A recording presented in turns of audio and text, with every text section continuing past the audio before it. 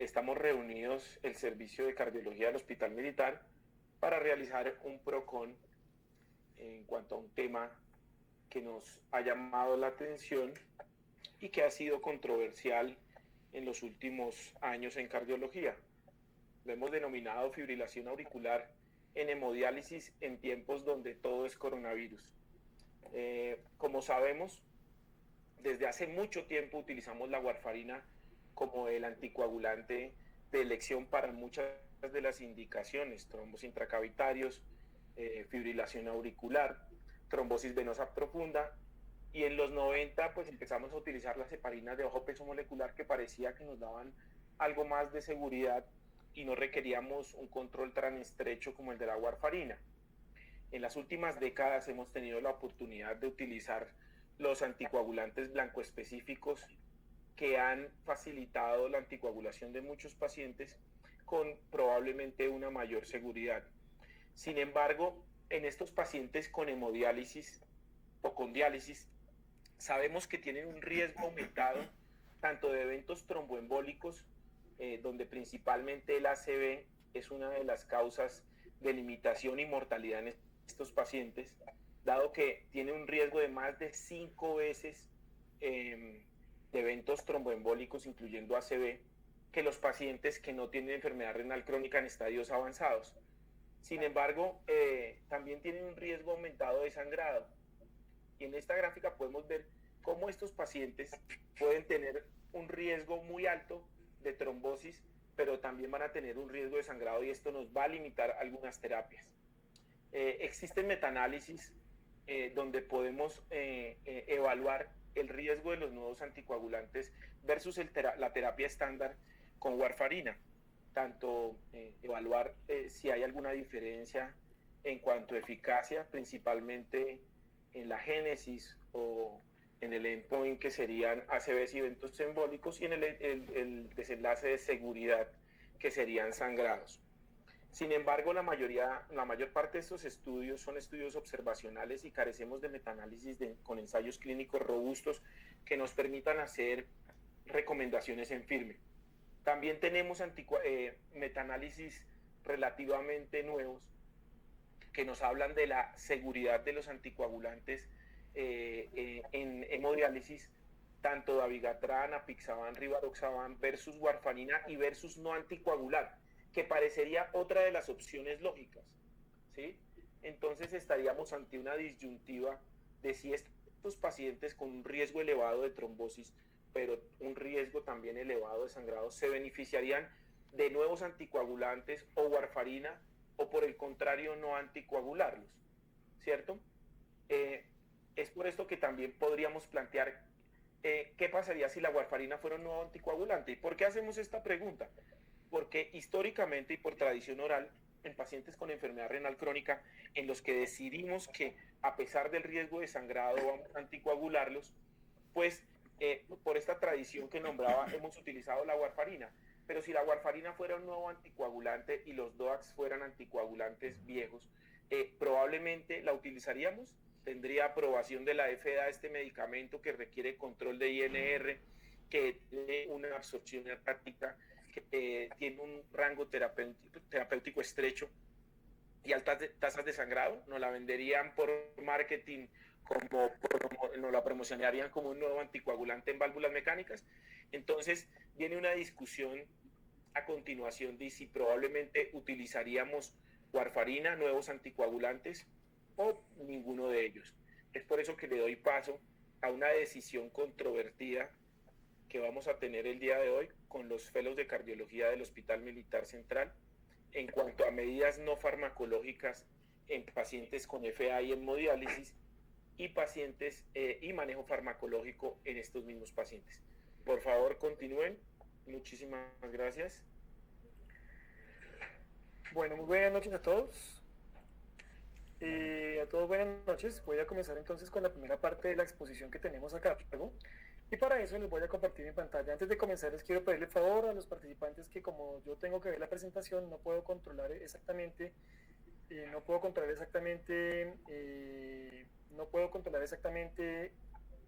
las entradas, así que si alguien tiene abierto el micrófono, entonces no voy a poder silenciarlo. y es posible que tenga dificultades con la presentación. Muy bien. Les recuerdo 25 minutos máximo por cada uno de Sí, señor. participantes.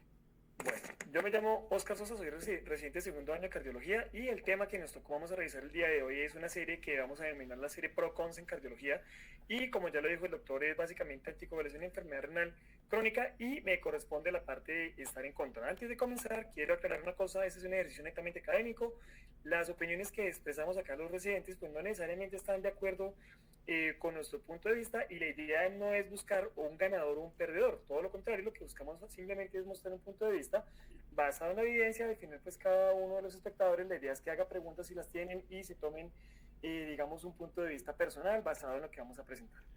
Y para comenzar, pues digamos que ya todos sabemos que la fibrilación auricular es la arritmia más común. Sabemos que 5.5 millones de personas tienen fibrilación auricular en Estados Unidos al año, es el diagnóstico aproximado en el que tenemos esta arritmia, ¿cierto? Y un segundo, que pena con ustedes, un tema técnico ya. Y pues básicamente el riesgo que si yo viera por riesgo acumulado a lo largo del curso de una persona sería para desarrollar FA en hombres y mujeres es del 23 y el 26%. Eso quiere decir que uno de cada 4 hombres o mujeres pues básicamente va a presentar FA a lo largo de su vida y además si tenemos en cuenta que cada vez la esperanza de vida es mayor, pues aún vamos a tener una incidencia mucho mayor en fibrilación auricular. Adicionalmente se calcula que en Estados Unidos hay 800,000 pacientes año que desarrollan un ACE isquémico y por lo menos el 30% de estos pacientes tienen fibrilación auricular como causa del ACE cardioembólico. Siempre que yo comienzo una charla, usualmente comienzo ahorrando algo de las guías y por eso quiero mostrar acá los principales factores de riesgo, básicamente, en este caso, la morbimortalidad cardiovascular asociada a la fibrilación auricular. Y quiero hacer énfasis en 2 puntos. En el primer punto, que es muerte, que está básicamente relacionada con falla cardíaca, obviamente, una serie de condiciones cardiovasculares, entre ellas la muerte súbita, y por supuesto el ACV cardioembólico, que está relacionado directamente con la fibrilación auricular. Y esta gráfica la tengo a consideración, me parece muy interesante porque si viene de las guías de 2016 de FA, ¿cierto? Que está publicado en español en la revista española de cardiología, aquí nos muestra los hazard ratio y en algunos casos específicamente para enfermedad renal crónica los odds ratio para desarrollar fibrilación auricular si yo tengo la enfermedad. ¿Esto qué quiere decir? Hagamos acá una pequeña ampliación y démonos cuenta que en la fase 4 o 5, es decir, en la enfermedad renal crónica estadio 4 o 5, el OR para desarrollar fibrilación auricular es de 3,52 y de hecho este OR es tan alto que solamente es superado en la tabla que les acabo de presentar, ¿cierto? Por la edad. Si ustedes se fijan acá, el OR por edad, fíjense ustedes que a partir de los 70 a 79 años, incluso un poquito antes, es el único o la única medida que está más alta que este valor que acabamos de presentar, de 3,52 por tener enfermedad renal crónica. ¿Eso qué quiere decir? Que después de que si la enfermedad renal crónica tenemos un paciente, con enfermedad renal crónica estadio 5, pues probablemente sea un factor mayor de riesgo para el desarrollo de fibrilación auricular. Y eso pues básicamente nos quiere decir que existe una relación directa entre la enfermedad renal crónica y la aparición de fibrilación auricular. De hecho, si uno lo quiere analizar de otra manera, y lo queremos ver desde el punto de vista del CHA2, DS2-VASC, lo que vamos a ver es que en general este puntaje de riesgo va a ser que cada paciente tenga un puntaje mayor a 2 por lo siguiente. Si ustedes se fijan en este punto, y la hipertensión arterial nos da un punto de entrada para el CHACS, para este puntaje de riesgo, y la diabetes un punto más.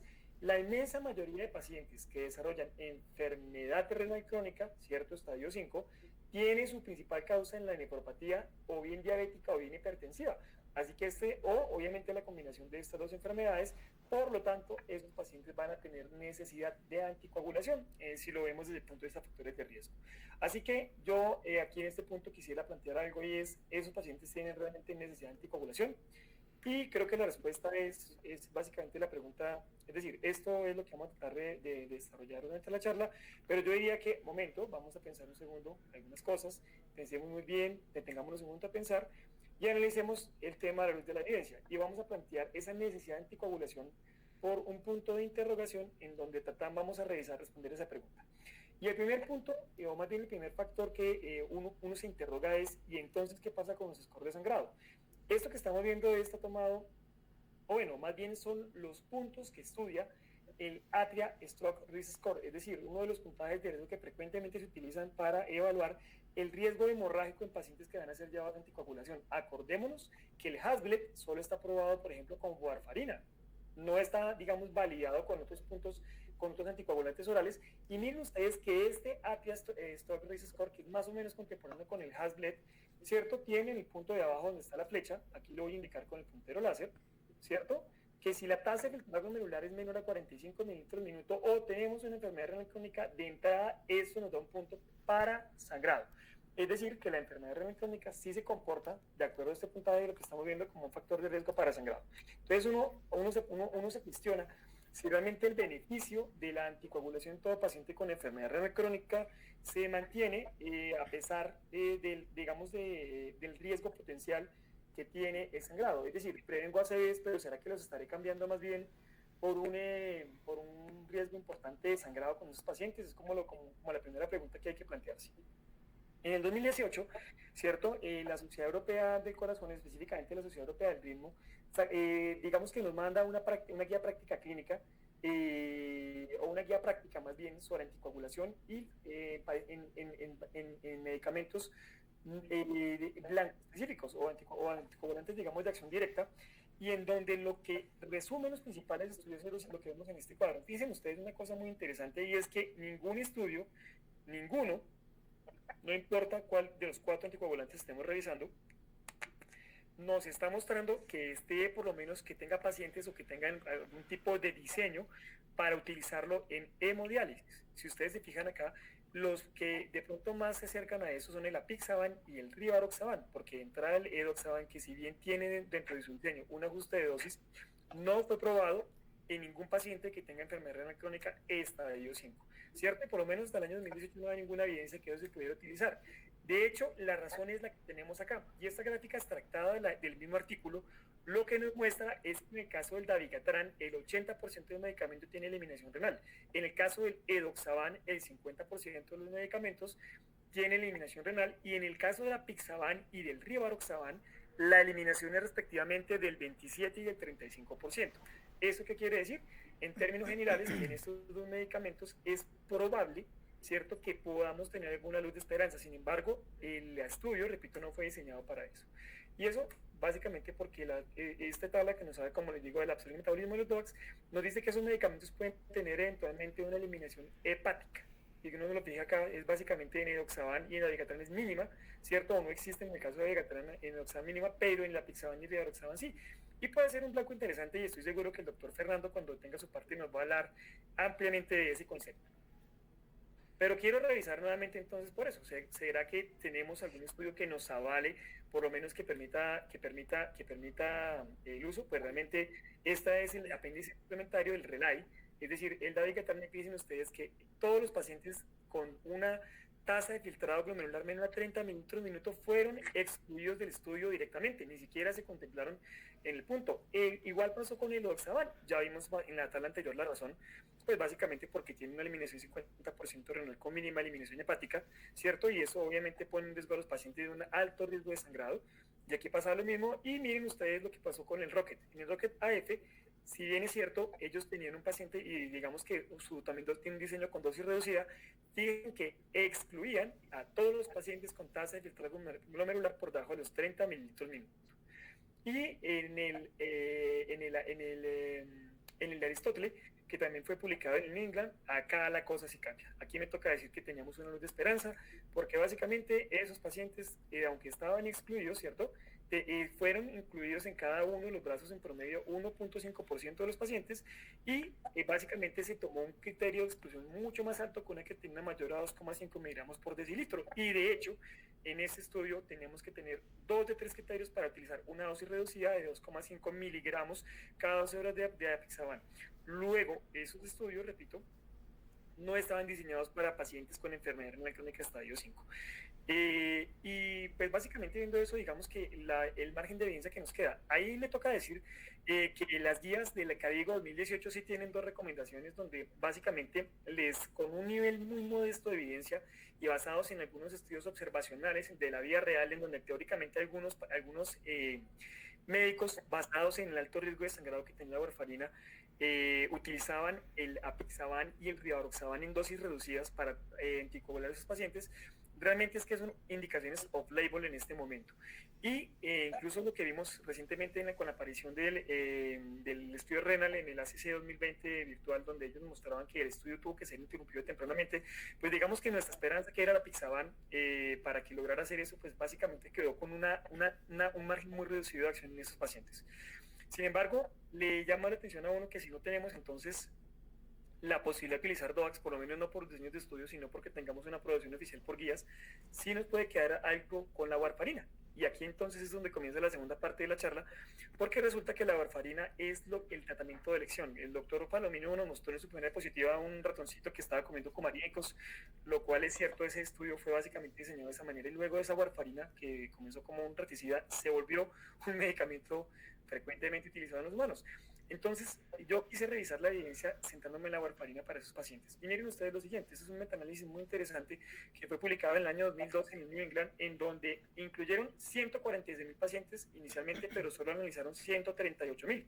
Y uno diría, hombre, es un montón de pacientes, perdón, excúsenme, 128.000 fueron revisados finalmente, pero cuando uno habla de warfarina, fíjense ustedes que los pacientes incluidos en este metaanálisis eran 901 pacientes que tenían terapia de reemplazo renal. Entonces, si a mí me preguntan sobre la evidencia que existe para anticoagular a los pacientes, pues digamos que es un número reducido entre 128.000 pacientes.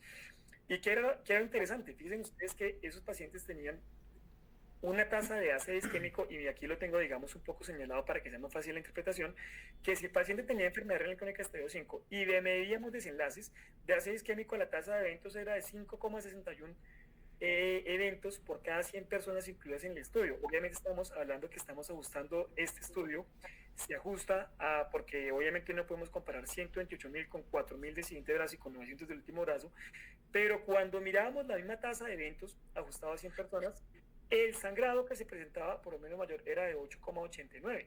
Es decir, estos grupos de pacientes con enfermedad renal crónica estadio 5 tenían exceso de mortalidad, obviamente por infarto, como suele ser en la enfermedad renal crónica, ¿cierto? Pero también por cualquier causa. Y miren ustedes, aquí repito, quiero hacer énfasis en esto, las tasas de sangrado tan altas que tenía esos pacientes, que me parecen exageradas para eso. Llamativamente pasa lo siguiente, y es una cosa también que quiero mostrar. Cuando entonces vamos a analizar los eventos, ¿cierto? Y dicen ustedes que el grupo de acá, ese grupo que tiene enfermedad que requiere hemodiálisis, le llama la atención que ellos dicen, un momentico, es que el hazard ratio de esos pacientes es de 0,44, indicando que esos pacientes probablemente se veían protegidos por la warfarina, pero, ¿cierto? Miren ustedes lo que pasaba cuando uno sumaba la warfarina con ASA para prevención de ACE isquémico. Pues pasaba que esos pacientes tenían una hazard ratio de 0,82, es decir, era más fácil que le diera a su grupo de pacientes, entre comillas, un ACE isquémico cuando le asignaban ASA y warfarina que cuando le daban ASA sola, y obviamente con tasas mucho menores de warfarina, ¿cierto? ¿Y qué pasaba? Lo mismo cuando le damos warfarina para las tasas de sangrado, pues evidentemente perdían contra la aspirina y contra la combinación, como se espera y como ya lo hemos venido viendo a lo largo de todas estas revisiones. Pues, pero sí es interesante que todos los pacientes, básicamente, como mayor punto de sangrado, el punto de sangrado mayor era tener, o sea, lo que más predisponía a sangrado era que ese paciente tuviera historia de un sangrado previo con un hazard más o menos de 2,09.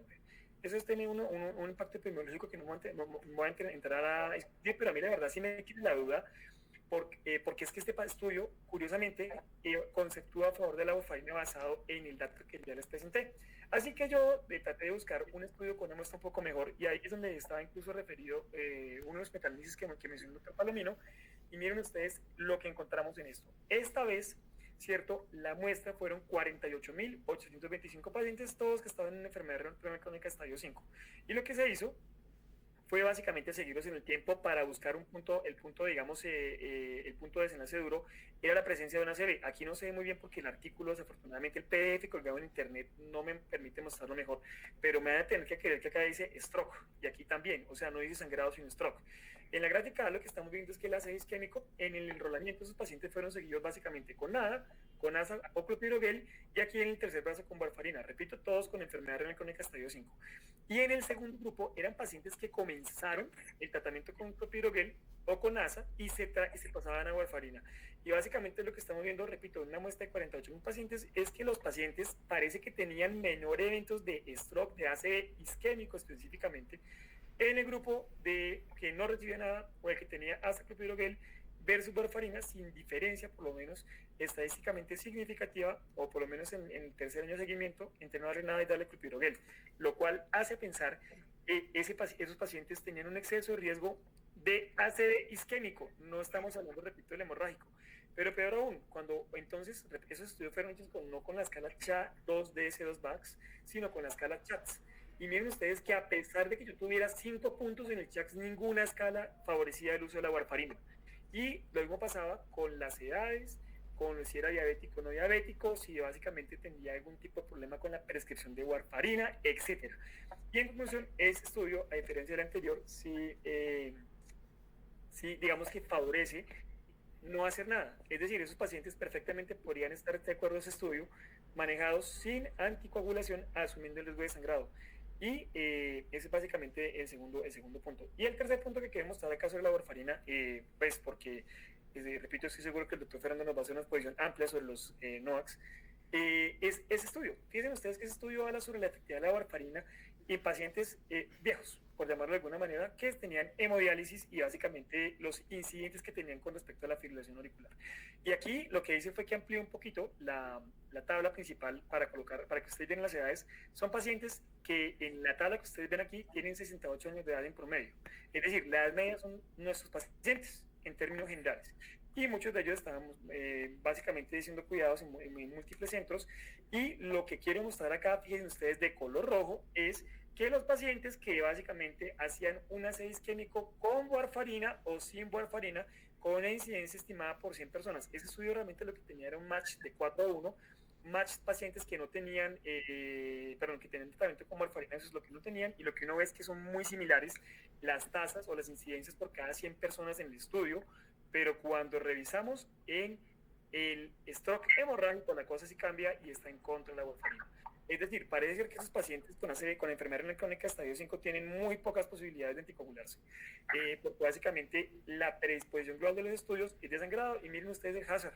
Si yo tengo un paciente para tener un ACV hemorrágico y lo tengo anticoagulado con warfarina, pues el hazard es de 2,38.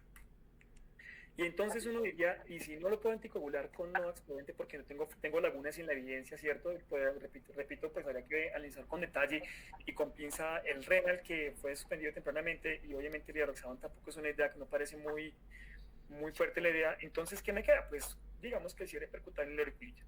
Y para poder hablar de esto, y voy a tratar de resumirlo en 10 minutos, porque es que la verdad este es un tema demasiado de estudio para verlo en una hora entera, ¿cierto? Voy a hacerlo muy conciso, pero quiero comenzar diciendo que en el 2016, en la misma guía que vimos al comienzo, ¿cierto? Ya sabíamos, teníamos claro, ¿cierto?, que existía el procedimiento de cierre percutáneo en la auriculilla, solamente que la recomendación es 2B, y ya les explico por qué es 2B. Básicamente por esto. Y este es el árbol de decisiones que teníamos en ese momento en la guía. Fíjense ustedes que lo que nos decían acá es que si el paciente tenía, es decir, una contraindicación en términos generales, ¿cierto?, para anticoagularse, pero yo consideraba que mi ACV cardioembólico, que tenía un altísimo de ACV cardioembólico, ese paciente lo que tenía que hacer era considerarse para un procedimiento tipo cierre percutáneo en la auriculilla. Repito, esto basado en que tuviera un puntaje CHAS-VAX en hombres mayor a 2, ¿cierto? O en mujeres obviamente mayor a 3, ya todos tenemos claro por qué. Y además de eso tenía que agotarse todas las posibilidades del manejo con anticoagulantes orales o antagonistas de la vitamina K, ¿cierto? De hecho, fíjense ustedes que las recomendaciones siguen siendo 1A para ambos, ¿cierto? Y las guías de 2019 que me decían, esas son guías AJAS tomadas de Circulation en el año 2019, fíjense ustedes que lo que me dice es que la oclusión percutánea en la auriculilla, ¿cierto?, básicamente permitía a través de un dispositivo Watchman, ¿sí?, realizar un cierre percutáneo auriculilla, pero fíjense ustedes que la recomendación sigue siendo 2B. ¿Y eso por qué es? Pues básicamente revisando la evidencia encontramos que ya existe con fecha 2020, aunque realmente fue publicado el año pasado en la página web, de la Sociedad Europea, por lo menos el peer review, en agosto más o menos se publica este documento, que es un documento de consenso expertos sobre cierre de la aurícula izquierda. Tiene desde la descripción de la trombofilia, o sea, por qué razón, no más bien trombofilia, no, sino más bien estado por trombótico, ¿cierto? Hasta que pasa por el proceso de cierre percutáneo, técnica quirúrgica, pero nos dice algunos puntos muy importantes, ¿cierto? Nos dice, ojo, este no es un procedimiento sencillo, básicamente porque tiene altas tasas de complicaciones serias y tiene un problema muy importante, y es que aquel paciente que tiene anticoagulación absoluta, para la anticoagulación tenemos que escogerlo con cuidado, porque todos los dispositivos de cierre no suprimen inmediatamente la necesidad de anticoagulación. De hecho, la suprimen después del día 45, ya les voy a explicar por qué. Y tienen una alta tasa de ACD de las primeras 48 horas a los 7 días post procedimiento, indicando que ese paciente tiene que tener una evaluación exhaustiva por imágenes, ¿cierto? Además, hay algunas lagunas en la evidencia que digamos que el consenso trata de resolver y nos deja como planteadas de futuro. Y antes de continuar con el resto, acá lo que quiero mostrarles es los diferentes tipos de dispositivos que existen para el cierre de las auriculares percutáneas. El B1 y el B2 son básicamente dispositivos tipo Amplaxer, es decir, los que conocemos para cierre de ductos o para cierre de efectos del tabique interauricular, ¿cierto? Los A1 son los dispositivos Watchman, que son básicamente dispositivos en forma de paracaídas, que son los del estudio que ya les voy a presentar más adelante, ¿cierto? Y hay otros tipos de dispositivos, ¿cierto? Que son dispositivos para cierre, por llamarlo de alguna manera, ya no son percutáneos, pero son transpericárdicos, por llamarlo de alguna manera, donde ese lazo lo que hace es que toma la auriculilla y lo cierra por fuera. Eso, digamos, con las aproximaciones no quirúrgicas. Y entonces, ¿qué sabemos de esto? Sabemos que la evidencia son parte de esto, de este metaanálisis principalmente, que es un metaanálisis publicado en el JACC de 2014, porque ese tema tampoco es tan nuevo, en donde incluyen 17 estudios. El problema es que son estudios observacionales, que lo que nos están haciendo es acá evaluando un dispositivo tipo Amplaxer o dispositivos tipo, cuando ustedes dan plató en la siguiente tabla, hace referencia a dispositivos percutáneos transcatéter oclusivos y el Watchman que está aquí, ¿de acuerdo? Este, pues digamos que el cuarto dispositivo no lo hicieron porque realmente es menos frecuente, digamos que tiene menos curva, pero ¿qué es lo que quiero mostrar acá? Fíjense ustedes que la inmensa mayoría de los estudios fueron hechos con el dispositivo Plateau, el Watchman y los Amplaxer, y solamente uno, que es el estudio del doctor Bartos de 2013, fue hecho con el otro dispositivo, que es básicamente como el lazo con el que uno enlaza un caballo. Es que no sé cómo se puede comparar. Y miren lo que nos está mostrando. El CHACS promedio era de 2.5, algunos no se reportan, o 3, es decir, que tenemos el cardioembólico intermedio por lo menos, ¿cierto? Y miren el número de pacientes que tiene cada estudio. Si uno se fija bien, hay muy pocos pacientes. El estudio que más pacientes tiene es probablemente el doctor Bayard, que fue hecho con el dispositivo Plateau, que tenía 180 pacientes, ¿cierto? Y que logran implantar exitosamente 162 positivos. Pero ¿para qué nos sirve ese estudio? Para entender esto, que es una vez se implantan los dispositivos, ¿cierto? Acá nos está mostrando la incidencia acumulada de pacientes que hacen algún tipo de ACD cardioembólico por 100 personas al año. Y todos los estudios, incluso algunos más que otros, pero todos coinciden en el punto en que en los primeros días post implante del dispositivo se aumentan las tasas de ACD cardioembólico. No sabemos si directamente relacionada con la trombosis del dispositivo y un ACD cardioembólico posterior, o probablemente por falta de técnicas de imágenes adecuadas, ¿cierto? Y miren ustedes la tasa aquí lo voy a resumir para ajustarme al tiempo de la presentación, en que los estudios combinados en tasas por 100 personas al año no son despreciables, porque los pacientes frecuentemente sufren de AIT o una ACD propiamente dicho, ¿de acuerdo?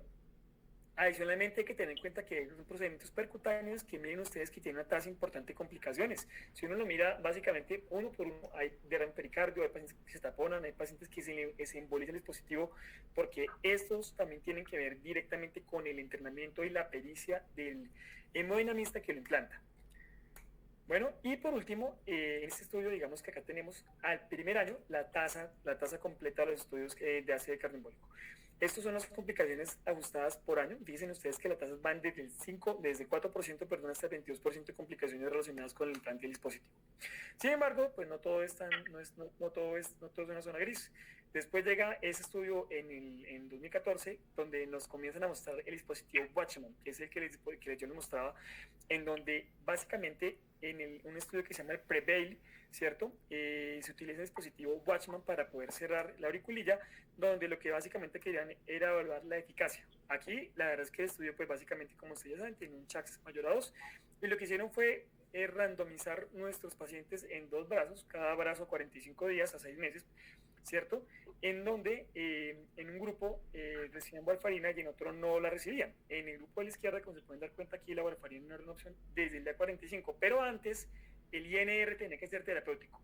Y después del día 45, el INR no necesariamente tenía que ser terapéutico y todos estaban acompañados de aspirina. Solo que este grupo, digamos que le dieron aspirina y clopidogrel. Eso es muy importante porque piensen ustedes que en el caso de que yo ponga un dispositivo percutáneo, debo anticoagularlo mínimo 45 días con azaclopidogrel, perdón, con asa con warfarina, es decir, antiagregación más anticoagulación, aumentando el riesgo de sangrado en ese periodo de tiempo, y luego no es que se le pueda quitar hasta el sexto mes la anticoagulación, sino que debo prolongarla entre los 6 meses, ¿cierto? Y adicionar en el grupo control clopidogrel, porque así fue diseñado el estudio, ¿cierto? Y solamente después del sexto mes, ese paciente se le puede dar solamente una dosis de aspirina, y miren ustedes que la dosis de aspirina era de 325 miligramos en el grupo intervenido. Y pues básicamente lo va a pasar rápidamente, pero ¿qué era lo que quiero mostrar acá? Básicamente la eficacia. Entonces miren ustedes, en el grupo donde se pone el dispositivo, en el grupo control, caen dramáticamente comparativamente con los estudios previos los números de eventos, pero no se suprimen completamente. En el grupo donde implantamos el dispositivo, ¿cierto? Donde implantamos el dispositivo, la incidencia era de 1.9% de los pacientes, y si uno lo compara con el que no tuvo, pues la verdad es que tuvieron un evento contra 5. O sea, eso obviamente son pacientes que tienen, es decir, estudios que tienen muy bajo número de pacientes, y miren ustedes que incluso la mortalidad, aunque es un tema que no es estadísticamente significativo, se presentó 7 casos de mortalidad en el grupo del dispositivo contra 1 en el grupo control. O sea que uno tiene que tener mucho cuidado. Y a largo plazo, acá están las curvas de Kaplan-Meier, pues en el dispositivo Watchman, si bien digamos hay una disminución evidentemente en el grupo de ACV isquémico, pues necesariamente esos pacientes tenían algo más de eventos embólicos.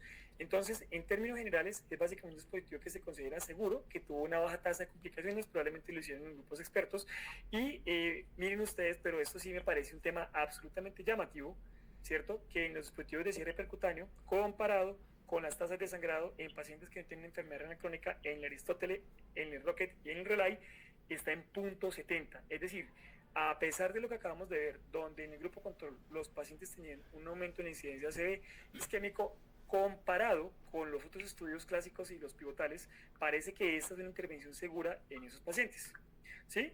Y las conclusiones, pues básicamente es que si uno excluye los primeros 7 días, que son los días críticos por atrombosis del dispositivo, pues básicamente el dispositivo no es inferior. Y eso es lo que permite que se logre hacer y probablemente que se mejore la evidencia, ¿cierto? Esto lo va a pasar rápidamente, que realmente lo que nos dice es algo muy similar a lo que tenemos previamente, pero sí voy a retornar nuevamente para ajustarme, repito, el tiempo de la exposición al consenso de la era, porque este es el nuevo árbol de decisiones que tenemos que tener. Fíjense que el principal cambio que tenemos en este grupo es la presencia de un puntaje Hazlitt que aparece aquí dentro del árbol de decisiones. En FDA generalmente no se tiene una contraindicación una indicación tan fuerte, pero en este caso aparece puntaje Hazlitt. Lo que nos dice es básicamente que uno tiene que preferir siempre la anticoagulación oral, y solo en casos y análisis individuales en donde yo definitivamente sé que el paciente, miren lo que dice acá, tiene un riesgo individual, ¿cierto? Que donde ya que, por ejemplo, que el paciente tiene una ACV a pesar de que está tomando warfarina, después de que el paciente fue llevado incluso probablemente a un procedimiento de evaluación, después de que se está seguro que el paciente no puede tomar ningún anticoagulante oral, ni siquiera blanco específico, y que definitivamente llegamos a decidir que el paciente requiere un cierre percutáneo, pero además ese paciente tiene que ser capaz de recibir, como ya vimos, por lo menos 6 meses la terapia antiagregante o antiagregante con anticoagulante, con warfarina. Y entonces, ¿qué nos dice básicamente? Esto, pues aquí ya es como la forma que nos presenta la Sociedad Europea de las nuevas recomendaciones, con un Schultz o con un May de color verde o amarillo. ¿Qué es lo que quiero resaltar? Simplemente que los siguientes cuadros lo que nos comienzan a decir en el cuadro 14 es cuáles son realmente las indicaciones en las cuales podemos considerar una contraindicación, y probablemente es que el paciente tenga un riesgo de sangrado mayor, especialmente episodios de sangrado que realmente amenazan la vida, ¿cierto? como sangrados intracraneales, intraespinales, y que yo definitivamente sea que tenga un factor no corregible, ¿cierto? Que tenga por ejemplo, una inflamación muscular, ese paciente probablemente pueda tener eso, o un sangrado gastrointestinal severo que amerite, por ejemplo, poner el dispositivo asumiendo el riesgo de los 3 hasta los 6 meses de la terapia antiplaquetaria o la anticoagulación, ¿cierto? Y que, por ejemplo, también tenga contraindicación para anticoagulantes blancos específicos y anticoagulación con la vitamina K. Y lo mismo pasaría, obviamente, tiene que tener un alto riesgo cardioembólico, entendido como puntaje CHADS2, BAS2 mayor a 2 puntos. Eso es básicamente el puntaje, y obviamente tenemos que evaluar muy bien el riesgo individual del paciente desangrado. Entonces, digamos que en términos generales, y obviamente aquí tenía pues un video para mostrarles para las técnicas de cierre, pero como ya me gasté el tiempo, lo vamos a pasar. Y paso al doctor Fernando Cardona para que él continúe con la exposición. Bueno, muchísimas gracias, doctor Sosa. Le damos paso entonces al doctor Fernando, quien va a continuar con la segunda parte del PROCON encaminada a los potenciales beneficios de la terapia en pacientes con fibrilación auricular y enfermedad renal crónica, principalmente en diálisis. Les solicitamos al auditorio, hay un celular 316, que por favor apaguen el micrófono para mejorar la transmisión. Muchas gracias, doctor Fernando.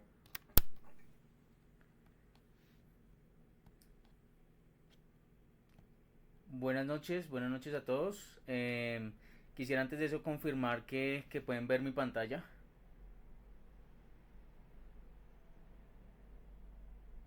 ¿Pueden ver mi pantalla? Sí. Sí, señor. Listo, muchas gracias.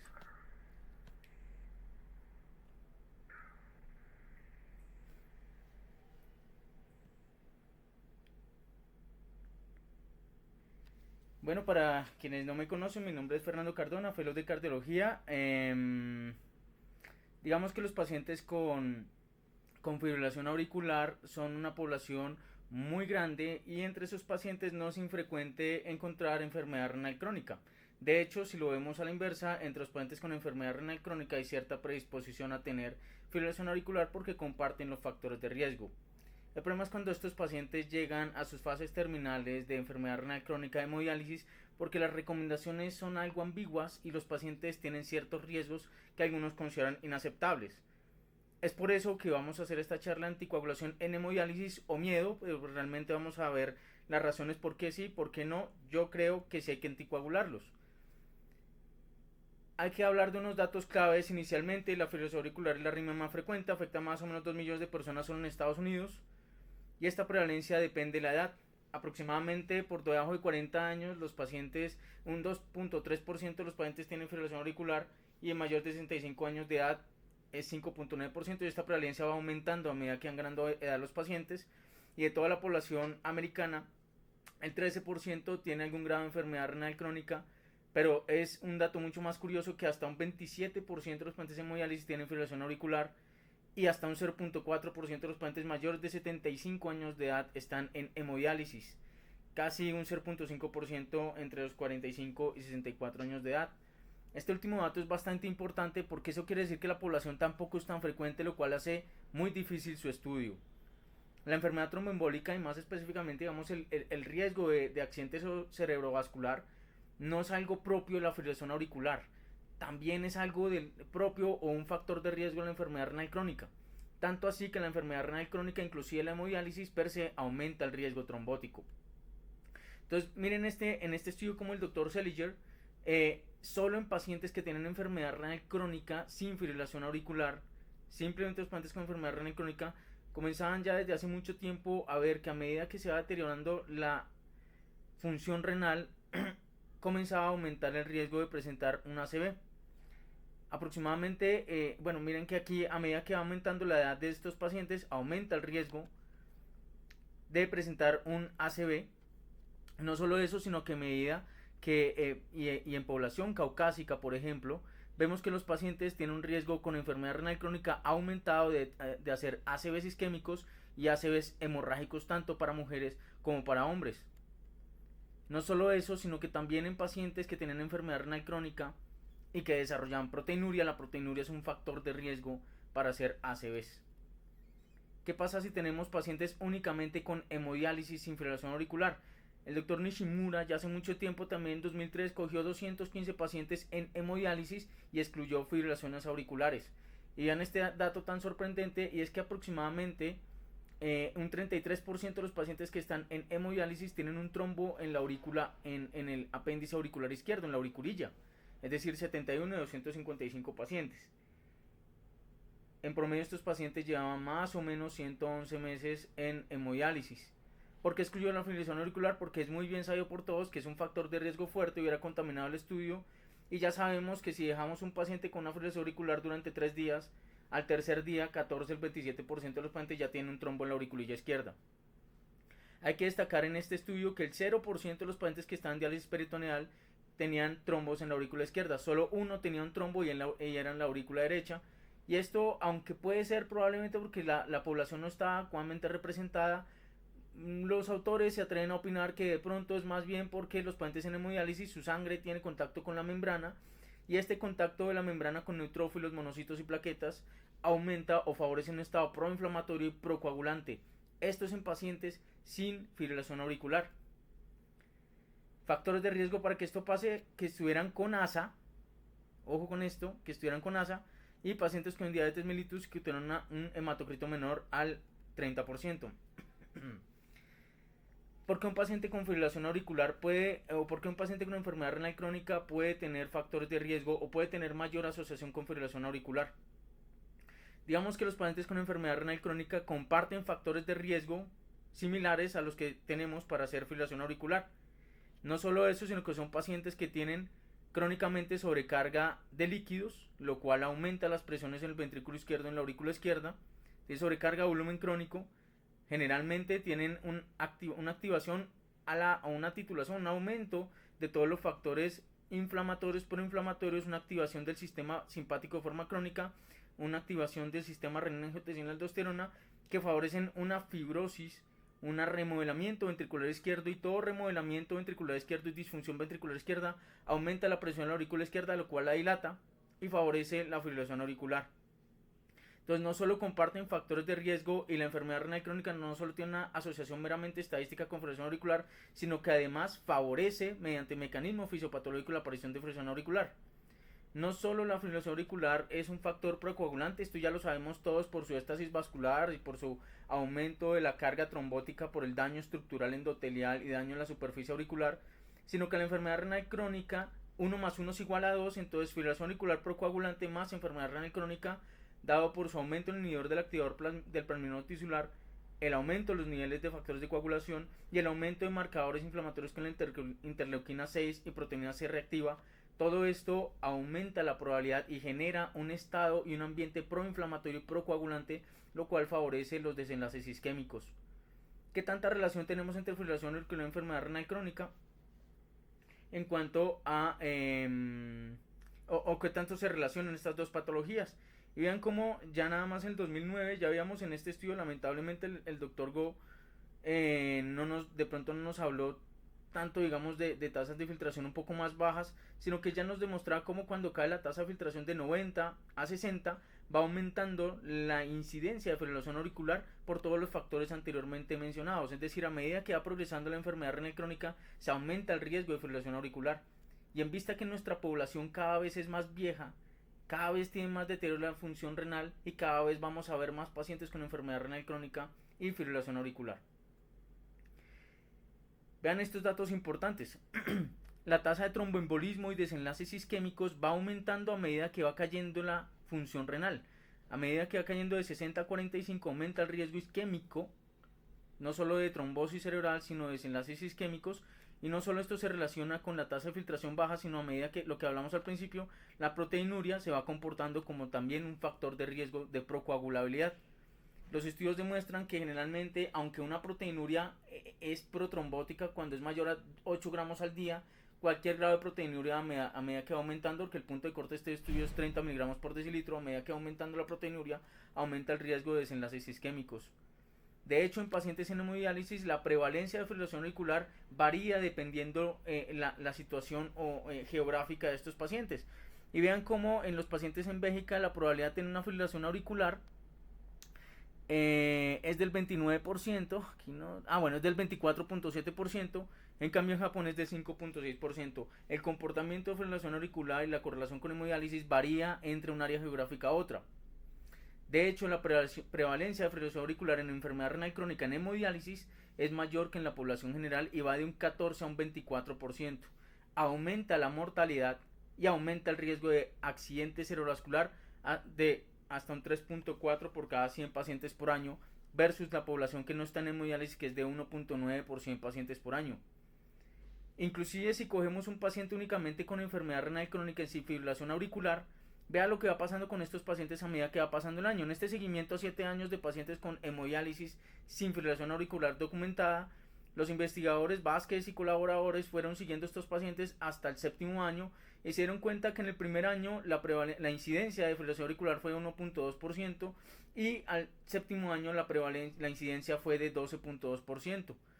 No solo eso, sino que el hecho de hacer una fibrilación auricular aumentó el riesgo de desenlaces isquémicos con un RR de 5.2 de una forma claramente significativa. Aumenta el riesgo de embolismos, aumenta la mortalidad y aumenta digamos que vea cómo aumenta la mortalidad en pacientes con fibrilación auricular entre el primer y segundo año. Al primer año el 38% de los pacientes murieron que hicieron fibrilación auricular y a los 2 años el 53% están muertos.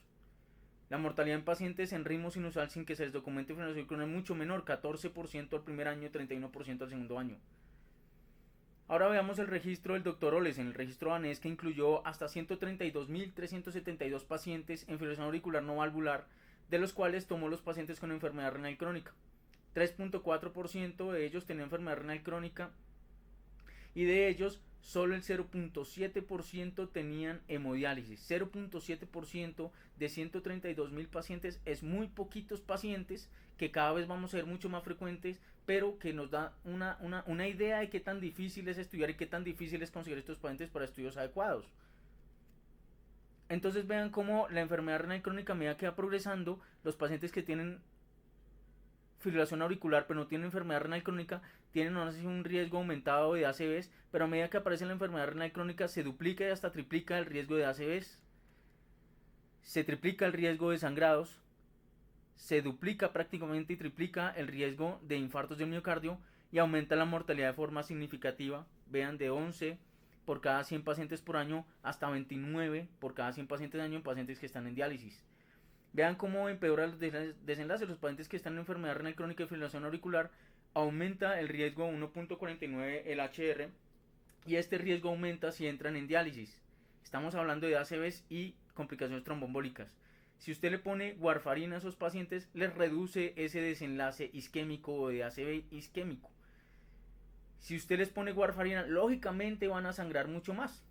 Y esto es independiente del grado de función renal. Si usted le pone ASA, lo cual quiero destacar aquí, aumenta el riesgo de sangrados sin optimizar la eficacia de estos pacientes. Y la mortalidad evidentemente se deteriora a medida que van entrando en diálisis, deteriora su función renal. De los 1.378 pacientes que encontraron con diálisis, 77% están en hemodiálisis, 15% en diálisis peritoneal y 6.7% fueron a un trasplante renal, pero esto no difirió o esto no significó alguna diferencia entre los distintos grupos. Vean los desenlaces isquémicos. Todos los pacientes en general, cuando hicieron enfermedad renal crónica durante su fibrilación auricular, tuvieron un mayor riesgo de tromboembolismos, pero vean cómo este riesgo se reduce cuando les ponemos warfarina. Estamos hablando de pacientes con enfermedad renal crónica, por ahora saquemos a un lado porque es un cuento muy aparte de los que no están en diálisis, pero hablando de los pacientes en hemodiálisis, cuando usted les pone warfarina les disminuye los desenlaces isquémicos. Si usted les pone ASA, no modifica los desenlaces isquémicos. De ahí que nos pone una pequeña alerta a los pacientes que tendremos que anteagregar si les ponemos un dispositivo en la auriculilla, es decir, no todo paciente va a poder ir ahí. No quiere decir que esté contraindicado, pero ojo, no todo paciente, o eso nos plantea una duda, si los vamos a dejar con ASA, les aumentará el riesgo tromboembólico. ¿Qué pasa con los pacientes, con los sangrados de estos pacientes? Los pacientes que van progresando su enfermedad renal crónica, va aumentando el riesgo de sangrado independientemente de lo que les pongamos. De hecho, si les ponemos warfarina, los riesgos de sangrado son casi los mismos. Vean que el intervalo de confianza cruza el 1. Si les ponemos asa, definitivamente sangra mucho más, preocupándonos desenlaces con otro tipo de terapias. Esta línea que se las puse azul, se las puse muy gruesa para que de pronto lo tengan en cuenta y lo guarden ahí, porque vean que los pacientes que tienen historia de sangrado en fibrilación auricular con enfermedad renal crónica tienen un claro aumento del riesgo de sangrados. Y esto quiero que lo guarden ahí, por eso les pongo la línea azul. ¿Qué pasa en otros metaanálisis de pacientes? 530.000 pacientes en pacientes de enfermedad renal crónica, de ellos 31.000 pacientes con diálisis. Cuando les ponemos anticoagulación en esa hemodiálisis y fibrilación auricular, digamos que estadísticamente es mejor no ponerles con cualquier ACV. Es mejor no ponerles porque aumenta el riesgo de ACVs, pero eso es cualquier ACV, eso incluye los ACVs hemorrágicos. Probablemente por eso se desvió la curva hacia la derecha. Cualquier complicación isquémica es prevenida con la anticoagulación. Vean el intervalo de confianza que es protector para anticoagulación mejor. No solo eso, sino que no se modifican los ACV isquémicos, pero sí se aumentan de forma significativa los ACVs hemorrágicos. Y la asociación de la anticoagulación con sangrados es muy clara porque obviamente le estamos poniendo un medicamento anticoagulante. La mortalidad no se modifica tanto por todas las causas como por enfermedad cardiovascular. Hasta ahora, ¿qué conclusiones podemos tener? Que la enfermedad renal crónica aumenta el riesgo de ACV per se, pero que cuando le sumamos fibrilación auricular aumenta mucho más el riesgo de trombosis, de isquemia cerebral y de trombosis isquémicas y desenlaces isquémicos embólicos. La anticoagulación hasta el momento aumenta los riesgos de sangrados en distintos estudios y metaanálisis, no reduce mortalidad, no reduce mortalidad cardiovascular y la reducción de ACVs isquémicos es algo controvertida. De cualquier tipo los ACV los aumenta, pero esto probablemente es a expensas de los hemorrágicos. Pero esa es evidencia aplicable a los DOACs. Y vean que los dos metaanálisis de los cuales acabamos de hablar son metaanálisis, les pido que se acerquen un poco más a sus pantallas, pero son metaanálisis antes del 2014. Lo mismo son metaanálisis, el del doctor Olesen y sus colaboradores fue con warfarina, no incluyeron DOACs. Hasta el momento hemos hablado solo de warfarina. La evidencia apunta a un aumento de sangrados y dudoso beneficio antiisquémico de la anticoagulación con warfarina en fibrilación auricular y enfermedad renal crónica en hemodiálisis, y nos habla de pacientes con warfarina versus placebo. Pero ¿qué pasa con los pacientes que les ponemos anticoagulantes de acción directa? Este es el estudio de la doctora Yao y este es un estudio de función renal en pacientes con anticoagulantes directos sin diálisis, y lo que demostró fueron tres desenlaces. Ella quiso mirar qué pasaba cuando les poníamos dabigatran, rivaroxaban, apixaban y cuando lo comparábamos con el referente que es warfarina. ¿Cómo se comporta la función renal en estos pacientes? Dabigatran previene que se deteriore más de un 30% la tasa de filtración glomerular, que es el desenlace que propuso la Organización Mundial de la Salud y la CADIGO para definir como un deterioro significativo. Y no solo eso, sino que previene lesiones renales agudas. En cambio, rivaroxaban previene el deterioro más de un 30% de la función renal, previene el doblaje de la creatinina y previene las lesiones renales agudas. Apixaban no es que deteriore, pero no hace que se modifique la función renal a lo largo del tratamiento, comparado con warfarina, es decir, mantiene esa función renal estable. Podríamos intentar deducir de estos primeros hallazgos de la doctora Yao que dabigatran y rivaroxaban de cierta forma previenen el deterioro de la función renal a medida que los pacientes tienen fibrilación auricular y les ponemos anticoagulantes. Apixaban no modifica ni deteriora la función renal y se mantiene estable como si lo comparáramos con warfarina. De hecho, en estas gráficas de la derecha, pues simplemente es como algo muy estético. Vemos cómo se comportan los distintos anticoagulantes. Entonces, warfarina, que es el rojo feo que vemos hacia arriba, no previene el deterioro de la función renal. De hecho, se van deteriorando esos pacientes a medida que va pasando el tiempo. Apixaban ni le va ni le viene, pero rivaroxaban y dabigatran hace que esta función renal no se deteriore de forma tan aguda. Entonces, encontramos tres anticoagulantes nuevos que hacen que la función renal de cierta forma no se deteriore tan rápido, o por lo menos se mantenga estable a lo largo del tiempo en pacientes sin diálisis. Y este dato es bastante importante. El deterioro de la función renal en pacientes con fibrilación auricular y enfermedad renal crónica se deteriora mucho más rápido si mantenemos el INR por encima de los rangos terapéuticos, es decir, mayor a 3. La definición de disfunción renal o falla renal o lesión renal por warfarina se define como un INR mayor a 4 con una creatina que se le da más de 0.3 miligramos decilitro en un lapso de 7 a 14 días. ¿Qué sabemos ahora de los DOACs en el paciente con enfermedad renal crónica y cuál deberíamos elegir? Hasta el momento que sabemos, la warfarina no, aumenta los sangrados, no es muy claro su desenlace isquémico, pero sí aumenta los sangrados. Dabigatran tiene una excreción renal del 85%, no creo que sea el mejor candidato, aunque hay algunas propuestas para este anticoagulante. Edoxaban tiene el mismo problema, tiene una alta tasa de excreción renal y por eso nos dejan el rivaroxaban y apixaban como posibles opciones atractivas para esta clase de pacientes. El doctor Sionis Konstantinos cogió una base de datos reales de Medicare en Estados Unidos desde el 2010 hasta el 2015 y miró qué pasaba con estos pacientes que anticoagulaban y que off-label les ponían anticoagulantes de acción directa. ¿Qué se dio cuenta? Que la mayoría después de que aparecieron las aprobaciones de la FDA para otra clase de pacientes no renales de estos 3 anticoagulantes, la gente comenzó a ponerles apixaban probablemente basados en su farmacocinética. Rivaroxaban es una opción atractiva, pero casi no lo puso la gente, y dabigatran es una opción muy poco atractiva. Vean estos pacientes, vean que los grupos son bastante homogéneos, pero si quiero de pronto destacarles algo, es que los pacientes con apixaban, en general, estos pacientes estaban obviamente en hemodiálisis, muy poquitos pacientes estaban en diálisis peritoneal, lo cual no nos permite concluir esto.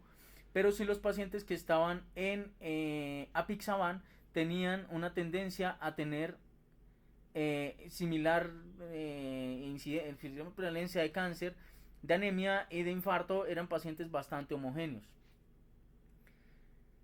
Entonces, cuando comparamos cualquier dosis de apixaban 5 miligramos cada 12 horas o 2.5 miligramos cada 12 horas versus warfarina, nos damos cuenta que el apixaban previene los sangrados, pero no modifica los desenlaces isquémicos, es decir, es igual que la warfarina, pero sangran menos. Y recuerden que en el estudio de Olesen, la warfarina sí logró disminuir los desenlaces isquémicos, entonces estamos previniendo ACVs y de cierta forma estamos disminuyendo los sangrados con apixaban.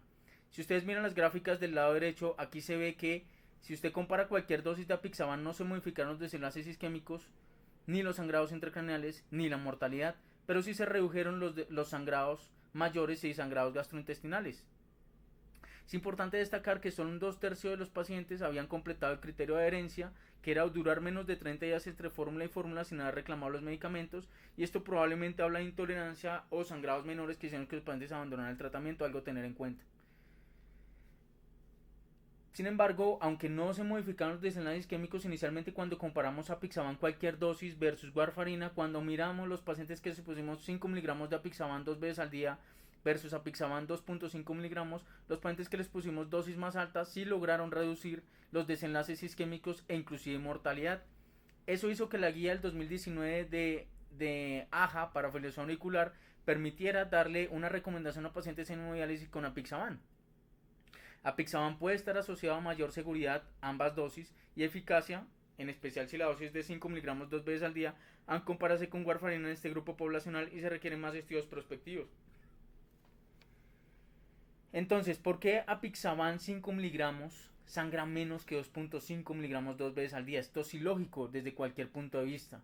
Pero si uno mira cómo eran los pacientes entre la dosis de 5 miligramos 2 veces al día versus 2.5 miligramos al día, vean que los pacientes que eran flacos les dieron 2.5 miligramos 2 veces al día. Había más pacientes con cáncer entre la dosis de 2.5 miligramos al día. Había más pacientes infartados en la dosis de 5 miligramos 2 veces al día. Los pacientes que tenían 2.5 miligramos al día tenían más dosis de diurético y recibían más AINES. Todo esto, ¿a qué voy? Estos pacientes estaban más enfermos.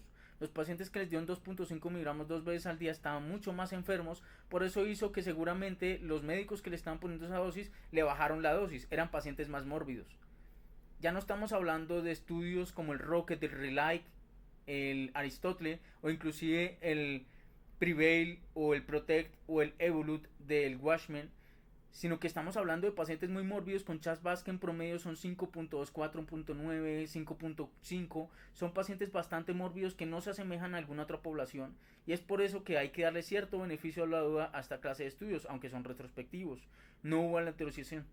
Los pacientes con mórbidos, con menos peso, más ancianos, en general estuvieron más comprometidos y por eso hizo que seguramente los médicos les dieran menores dosis y por eso sangraron menos, porque fueron pacientes que fueron más precavidos. 5 minutos. Ok, tuvieron más diuréticos y AINES, esto habla que tenían más falla cardíaca quizá. Entonces, ojo con esto, probablemente lo que hay que hacer es escoger mucho mejor a los pacientes y los estamos escogiendo de una forma muy liberal cuando exponemos 5 miligramos 2 veces al 12. Y entramos en el renal, el estudio de hemodiálisis tan golpeado por todo el mundo y tenemos que entender que el estudio está diseñado para que una población significativa fueran 760 pacientes. Vean esos criterios de exclusión que quiero que vean. La expectativa de vida tenía que ser mayor a 3 meses. O sea que si el paciente pensamos que se iba a morir en 4 meses, entraba. Los pacientes de entrada tenían un mal pronóstico. Otra cosa, el estudio estaba para 760 pacientes y solo recluyeron 82 en el brazo de apixaban, solo 72 en el de warfarina, un número de pacientes muy por debajo de lo que podríamos esperar y cualquier epidemiólogo que haga algún análisis de eso realmente uno debería dudar de su veracidad. Los pacientes que murieron fueron prácticamente los mismos, 16 versus 13, entre warfarina 19 versus 18%, 56 versus 68 versus 66% terminaron vivos en el estudio. Realmente no hay una gran diferencia entre mortalidad de los que terminaron vivos. Y yo quiero que ustedes vean algo. El estudio fue un poco parcializado a sus pacientes de apixaban y hacia warfarina. Seguramente la autorización falló por alguna razón. Pero vean que los pacientes que tenían un sangrado previo, lo cual aumenta el riesgo de sangrado, eran mucho más frecuentes, 22 versus 19% en el brazo de apixaban. No solo eso, sino que si habían tenido un sangrado reciente, había mucho más pacientes en el brazo de apixaban versus warfarina. Y no solo eso, sino que habían pacientes, los pacientes del brazo de apixaban eran mucho más viejos que los del brazo de warfarina. Y además, los pacientes que tenían apixaban eran mucho más novatos que los pacientes que entraban en el grupo de warfarina. Ustedes saben que si un paciente lleva mucho más tiempo con warfarina está más acostumbrado y es mucho más precavido con sus medicamentos. En cambio, si es un novato en anticoagulación, probablemente va a cometer los errores de novatadas. Y ahí es donde vuelvo a poner la línea azul, los pacientes que ya tenían sangrados previos en pacientes con mayor riesgo de sangrado, y probablemente eso definió los medios resultados que alcanzamos a ver. El estudio lo tuvieron porque la reclusión fue muy lenta. En general, los pacientes que tenían apixaban tuvieron que atender un mayor sangrado, probablemente por todo lo que acabamos de hablar, pero si usted mira el hazard ratio, realmente no cruzó el 1 y no es significativo. Los sangrados mayores, 21 versus 16, pero es 25 versus 22%. En general, los sangrados intracraneales fueron casi los mismos entre ambos grupos. Hubo una mayor tendencia hacia sangrados en warfarina. Y los sangrados mayores fueron casi los mismos. En general los sangrados fueron mayores gracias a que hubo un mayor sangrado en los sitios de acceso de la hemodiálisis. Los ACVs fueron exactamente los mismos. Y la mortalidad, si bien fue un poco mayor hacia apixaban versus warfarina, esto no puede generar conclusiones porque el estudio fue inconcluso. Y no solo eso, sino que la mortalidad cardiovascular sí fue mucho más alta en cuanto a apixaban, pero ve que si es no cardiovascular fue casi la misma entre ambos grupos, pero indeterminada sí fue lo que por mucho superó a apixaban a warfarina. Yo creo personalmente, aunque esto no lo mencionan porque aún no han publicado el estudio, que si una mortalidad en un paciente con enfermedad renal crónica en hemodiálisis es indeterminada, eso es por arritmias e hipercalemia. No creo que indeterminado alguien se muera con un charco de sangre al lado y digan que es indeterminado. Sangrados relacionados, muertes relacionadas con sangrado, la misma, 1 versus 0. Conclusiones, saltémonos todas las conclusiones que ya acabamos de hablar. Esos resultados sugieren que apixaban puede ser razonable a pesar que ese estudio se terminó de forma temprana. Hablemos de rivaroxaban, nos faltan ya solo 3 diapositivas versus warfarina. Análisis de este registro también retrospectivo, parecido al que hizo el Dr. Sionis entre el 2012 y el 2017, utilizando rivaroxaban versus antagonistas de la vitamina K. El 88% de los pacientes se encontraban en enfermedad renal crónica en estadio 5. Y vea que el rivaroxaban lo que hizo fue reducir los sangrados mayores versus warfarina y no modificó los desenlaces isquémicos, algo muy parecido con el apixaban, haciéndolo también una opción atractiva. No redujo los ACVs y episodios embólicos versus warfarina, no redujo los ACVs isquémicos versus warfarina.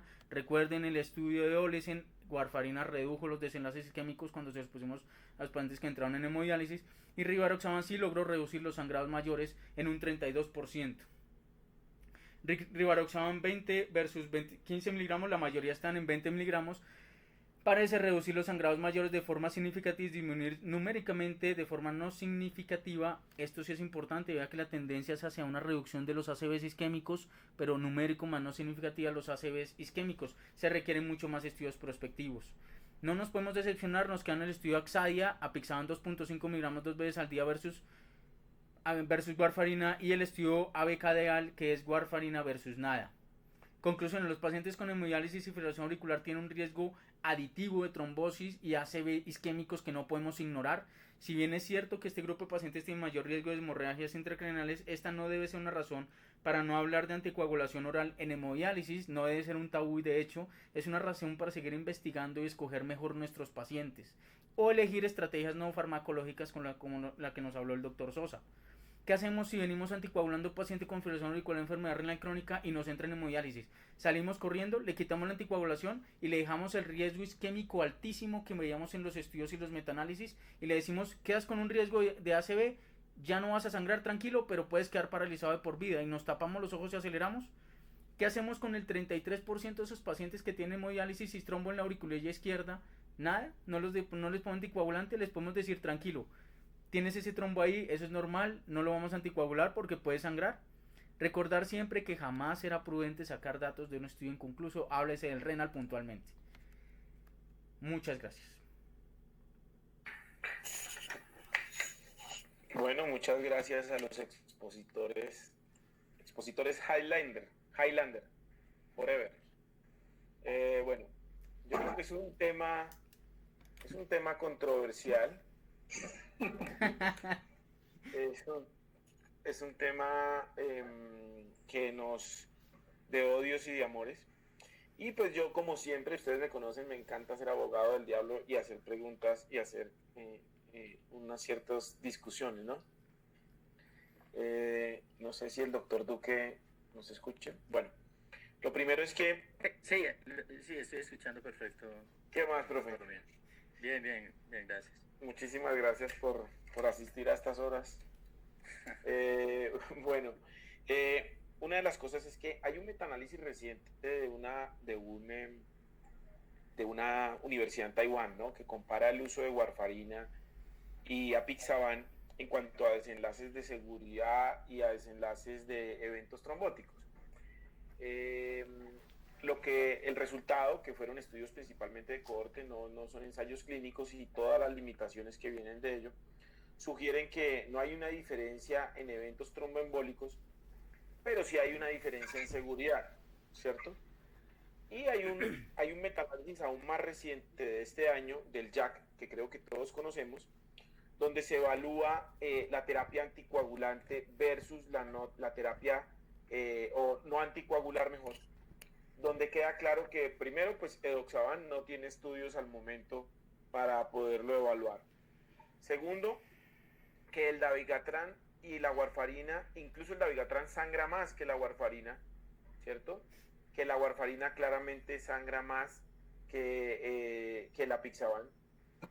Y que el apixaban parece que tiene un perfil de riesgo menor a ensangrados a estos anticoagulantes y no fue diferente a no anticoagular. Sin embargo, en el desenlace de eventos isquémicos frente a no anticoagular tampoco hubo diferencia. Hubo una diferencia en mortalidad que no sabemos por qué. Se murieron menos esos pacientes que con las otras terapias. Adicionalmente tenemos el renal. Entonces yo les diría, en cuanto a terapia farmacológica, ustedes podrían considerar algún paciente que fuera candidato a anticoagular. No en términos generales. ¿Algún paciente se beneficiaría de anticoagular y con qué lo anticoagularían?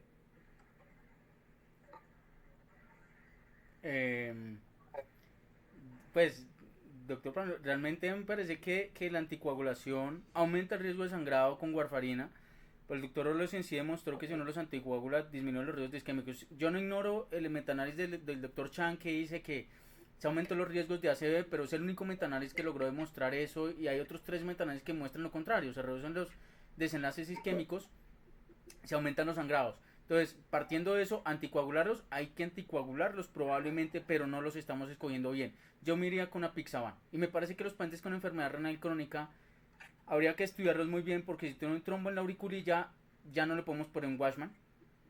Si este paciente no tiene trombo en la auriculilla, hay que hacerle una buena discusión paciente-médico y explicarle que tiene un riesgo alto de trombosis, que lo vamos a anticoagular basados en unas guías y basados en algunos estudios que son algo tibios o algo flojos, perdón, pero pues que nos toca hacer algo, no podemos dejarlo abandonado a su propia suerte. Y me preocupa ponerle un Watchman a un paciente y dejarlo con ASA, y que es claro que los pacientes con hemodiálisis y fibrilación auricular con ASA hace más ACVs según los distintos metaanálisis. Yo veo arrugando la frente al doctor Duque, entonces quisiera... pero antes, permítame, yo quería tocarle la lengua ahí, porque...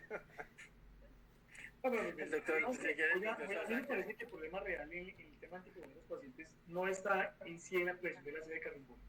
Creo que el principal problema radica, como Fercho bien lo mencionó, es el desangrado. O sea, esos pacientes que usted tiene que llevar a una estrategia de anticoagulación, independientemente que la haga con vitamina K o que la haga con anticoagulantes blancoespecíficos, desafortunadamente tienen un muy alto riesgo de sangrado de cualquier sitio. Todos los estudios, digamos, son consistentes con eso. Incluso lo que yo traté de mostrar en las comparaciones que hacía era que el sangrado en cualquiera de las intervenciones era superior a la prevención incluso de ACV cardioembólico, es decir, todo consistentemente con eso. El metaanálisis que hace referencia, Fernando, al del doctor Stolman, si no me equivoco, Stolman, es del 2012, ese también yo lo presenté, pero me llama la atención que primero que todo eran 900 pacientes que tenían enfermedad renal crónica estadio 5, y segundo, esos mismos pacientes tenían un problema grave, y era que ¿cómo es posible que con la warfarina y el ASA, como Verón también lo mencionó, tenían más eventos de ACV isquémico, cierto, que con la warfarina sola? Eso es algo que tampoco me cabe en la cabeza, si eso por lo menos debió tener tasas similares en ACV.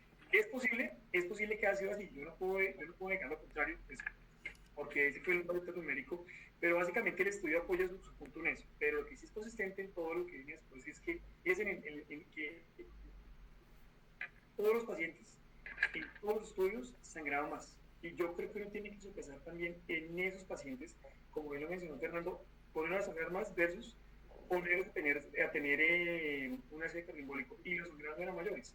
Ahora, si bien creo que el estudio de metaanálisis de 48.000 pacientes tiene sus puntos de pronto débiles en el diseño, eran 48.000 pacientes que mostraban que hacían ACV a pesar de la warfarina. Entonces uno le queda ahí como la duda si realmente es una estrategia. Yo creo que a mí, bueno, la verdad es que soy de los que cree que el pleno la debe terminar mejor. Creo que cuando que todos supimos que ese estudio desafortunadamente interrumpió prematuramente, creo que todos, yo hice el duelo en mi casa, puse bandera media hasta por llamarlo de alguna manera. Fue un tema doloroso, porque yo creía que nosotros no era la warfarina, sino era la apixaban. Pero les pongo, por ejemplo, el ejemplo. En nuestro hospital, un paciente de 40 años, hipertenso, diabético, que los hay, con un chat elevado, con fibrilación auricular, un chat más de 2, y enfermedad renal en diálisis. ¿Sí? Pocas posibilidades, casi nulas, de un dispositivo de cierre percutáneo. Profe, bueno, el doctor Duque creo que va a hablar, perdón. Sí, profe. Sí, gracias. Cuando veo este tipo de PROCON y este tipo de controversias y exposiciones, cada vez soy más convencido de que la medicina es un arte. Los diferentes estudios nosotros los podemos analizar desde el punto de vista que estemos mirando la evidencia, y ustedes saben que a mí me gusta un poco el tema, y yo he visto las mismas diapositivas interpretadas por diferentes speakers, si es de apixaban, si es de rivaroxaban o si es de dabigatran, y las interpretamos en diferentes formas. Yo creo que hay varias cosas que no estoy de acuerdo con Fercho. Claro que estos speakers son no pagos. No, pero no, yo creo que hay una motivación más importante que el dinero, que es la pasión. Y a veces uno se apasiona no creo que equivocadamente, sino por diferentes razones, pero igual Fercho puso mucho el ejemplo de si este estudio es más que este, entonces finalmente este, que fue una de las cosas que nos enseñó la doctora Margarita. En medicina, si A es mayor que B y B es mayor que C, no podemos decir que A es mayor que C. Eso, yo creo que Fercho, en el estudio de Siontis que tiene, que es toda una cátedra a los malos estudios, lo que nos mostró claramente, que Fercho lo mencionó ahí, es que ¿por qué sangraron menos los de 2.5? Claro, porque es que son poblaciones diferentes. Entonces, ni siquiera comparando esos grupos dentro del mismo estudio podemos sacar conclusiones. Eso es como para mirar, ni siquiera dentro del mismo estudio. Fercho dice el estudio de Olesen que es el registro danés, que es uno de los estudios más, pues, de pronto epidemiológicamente mejor llevados, por eso es que se cita tanto cuando se habla de fibrilación y anticoagulación en paciente renal, que 1 más 1 es igual a 2.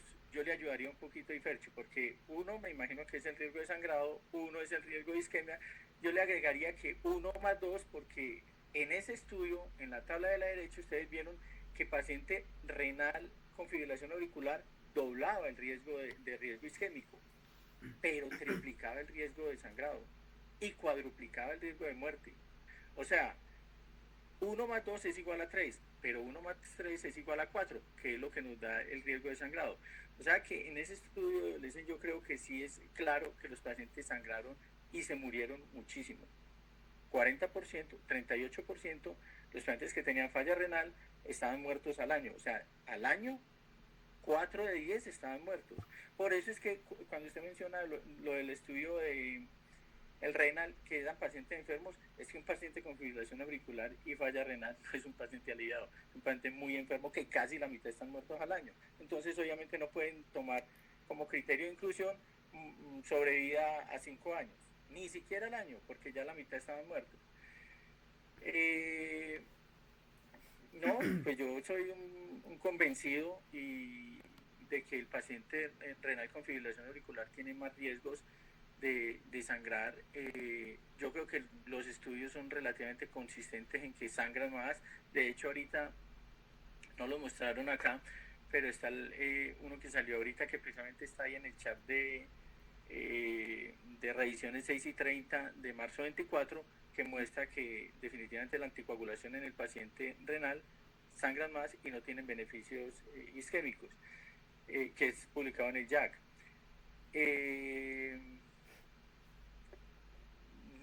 Soy un convencido porque el de su amigo Bangalore, doctor, que es de Toshiki Kuno y Bangalore, ¿sí? No. El metaanálisis. No,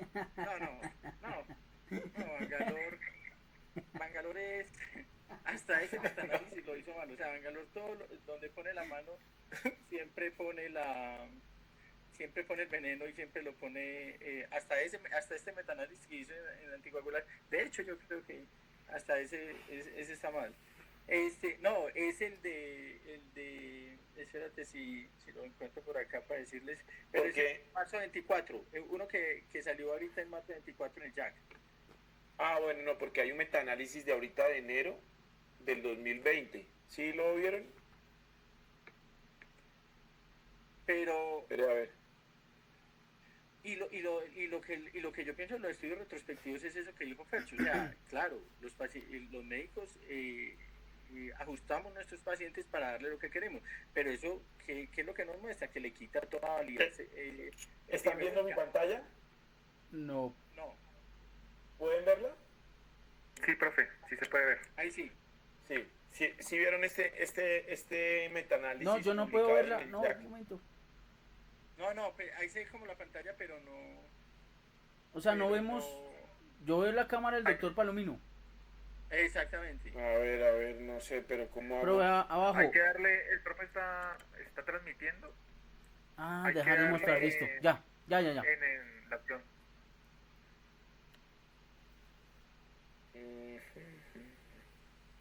¿Ya lo están viendo? Sí, no, o sea, ya. ¿Ya? ¿Están viéndolo en este momento? Profe, ya. Que se ve como una miniatura, bueno, profe. este es un metaanálisis realizado publicado en el JAC este año, donde se toman todos los estudios, se hace una búsqueda en Medline y en Base de casi 1500 estudios, donde solo 16 estudios cumplieron los criterios de inclusión. Se tuvieron en cuenta diferentes cruces. El desenlace fue stroke y eventos cardioembólicos, todas las causas de mortalidad y sangrado mayor, ¿sí? Por diferentes definiciones. Un número muy importante de pacientes, más de 40.000 pacientes,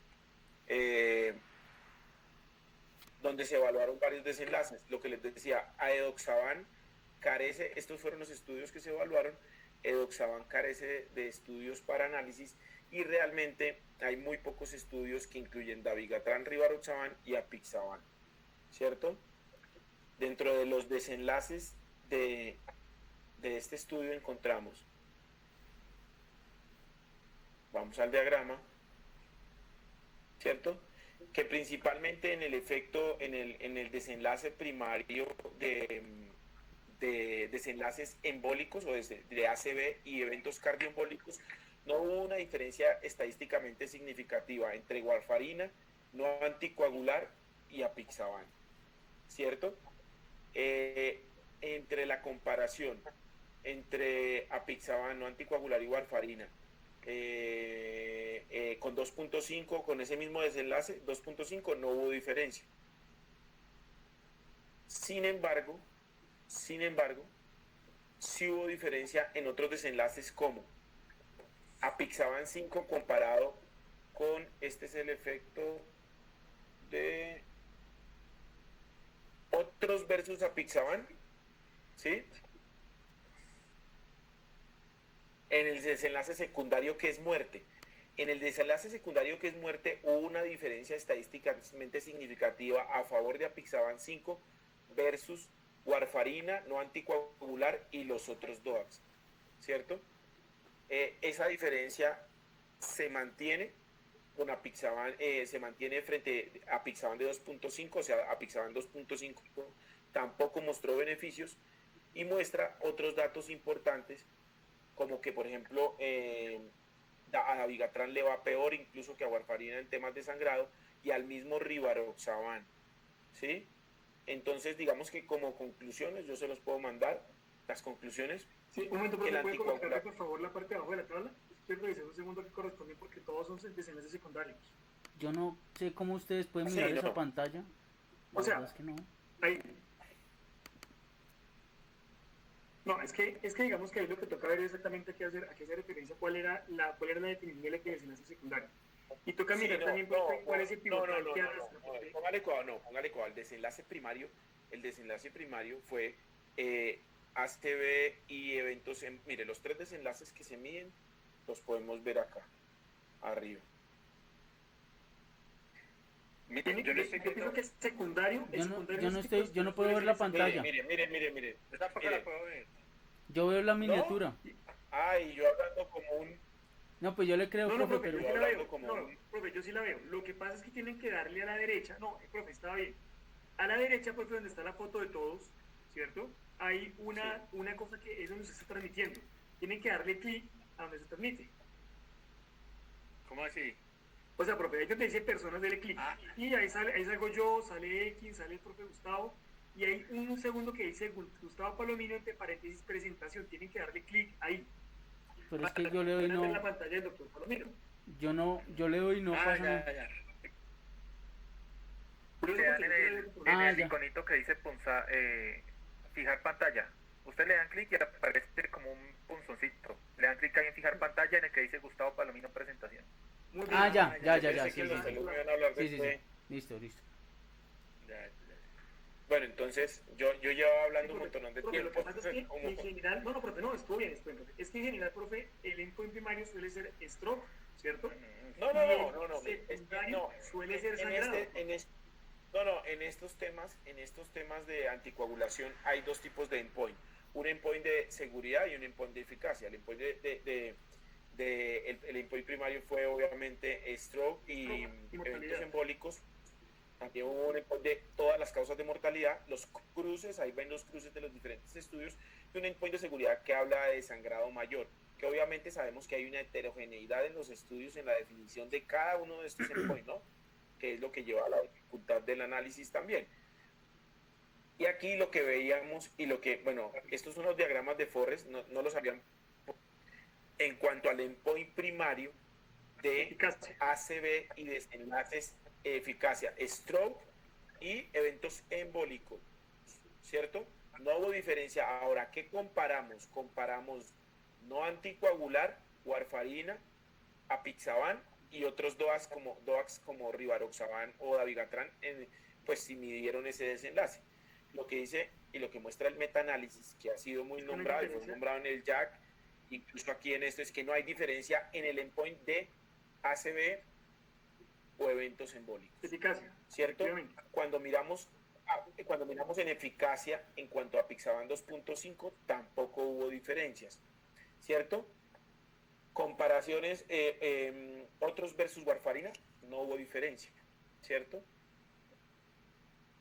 Pues, sin embargo, en el desenlace de mortalidad, como lo podemos ver aquí en la parte superior, hubo una diferencia estadísticamente significativa a favor de apixaban versus no anticoagular, warfarina y apixaban de 2.5. Y esto se mantuvo en los mismos desenlaces cuando se comparó apixaban frente a los otros, 5 miligramos de apixaban o no anticoagular o warfarina, apixaban de 5 siguió mostrando, digamos que beneficio, ¿cierto?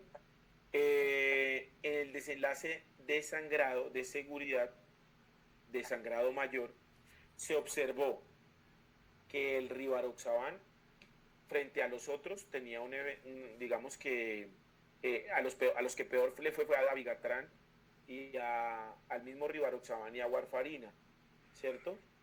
A dabigatran incluso le fue peor que a warfarina, ¿cierto? Probablemente también, obviamente, depende del tamaño de los estudios y todo eso. Yo se los puedo compartir porque, pues, obviamente, sí. La conclusión final del estudio es que los anticoagulantes orales no fueron, o los DOACs no fueron asociados con un menor riesgo de eventos tromboembólicos en pacientes con fibrilación auricular y enfermedad renal crónica en diálisis, porque todos estos pacientes estaban en diálisis.